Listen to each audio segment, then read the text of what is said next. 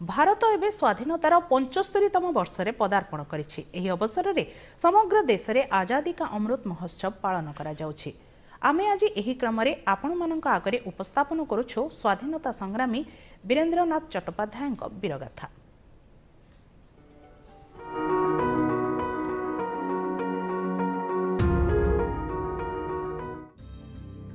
भारत के स्वाधीनता संघर्ष में 2 सितंबर का बहुत महत्व है।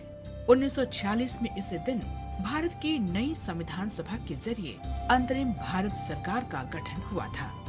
भारत में अंग्रेजों के आगमन के बाद पहली बार भारतीय लोगों के हाथ देश की कमान आई।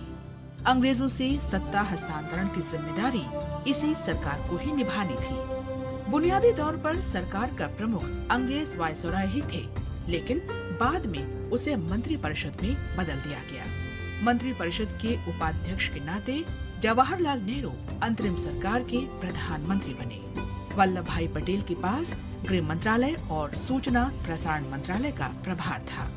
ये अंतरिम सरकार 15 अगस्त 1947 को आजादी मिलने तक कायम रही। New Delhi, and although the scene looks quiet enough, there was naturally tense excitement when members of India's interim government, under the leadership of Mr. Nehru, went to the Viceroy's house. They were received by Lord Wavell, who was to administer the oaths of allegiance, of office and of secrecy, whereby Indian affairs passed into the care of an all-Indian cabinet. Bharat अगस्त 1947 तक Britain की संप्रभुता में रहा, लेकिन अंतरिम सरकार ने America सहित अन्य देशों के साथ राजनयिक संबंध स्थापित किए। संविधान सभा के सदस्यों से ही अंतरिम सरकार बनी थी, जिसने स्वतंत्र भारत के संविधान का मसौदा तैयार करना भी आरंभ कर दिया था। आज हम महान क्रांतिकारी वीरेंद्रनाथ चट्टोपाध्याय को भी श्रद्धांजलि अर्पित कर रहे हैं। प्रसिद्ध स्वाधीनता सेनानी सरोजिनी नायडू और जाने माने बांग्ला कवि तथा संगीतकार हरिंद्रनाथ चट्टोपाध्याय के भाई वीरेंद्रनाथ चट्टोपाध्याय को विदेशी धरती पर अंग्रेजी साम्राज्यवाद के खिलाफ अभियान चलाने का श्रेय है। यूरोप और अमेरिका में उन्होंने भारत में जारी अंग्रेजी शासन को लेकर जमकर अभियान चलाया।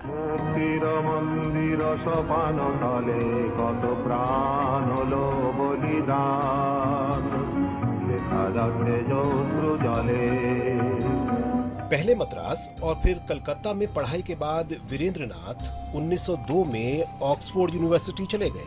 वहां वे इंडिया हाउस में चलने वाली गतिविधियों के संपर्क में आकर आंदोलनकारी बन गए। इंग्लैंड में चट्टोपाध्याय का यूरोपीय क्रांतिकारियों से गहरा रिश्ता बना। प्रथम विश्व युद्ध शुरू होने पर बर्लिन प्रवासी भारतीय क्रांतिकारियों का केंद्र बन गया। इस बीच वीरेंद्रनाथ सितंबर 1914 में बर्लिन में स्थापित इंडिया इंडिपेंडेंस कमेटी का प्रमुख चेहरा बन गए। इस कमेटी ने भारत के बाहर और भारतीय सैनिकों में जागरूकता अभियान चलाया तथा सैन्य कार्रवाई के लिए प्रशिक्षण का कार्य किया। प्रथम विश्व युद्ध के बाद चट्टोपाध्याय ने भारत जर्मन संबंधों की बेहतरी के लिए बर्लिन में इंडियन इंफॉर्मेशन ब्यूरो की स्थापना की। वे साम्राज्यवाद विरोधी लीग से भी जुड़े रहे। उनकी जिंदगी के आखिरी दिन सोवियत संघ में गुजरे। सोवियत संघ में तत्कालीन स्टालिन की सत्ता ने उन्हें जासूसी का दोषी ठहराया और 1937 में उन्हें गोली मार दी गई। भारत से बाहर आजादी का अलख जगाने वाले महान शहीद को शत शत नमन।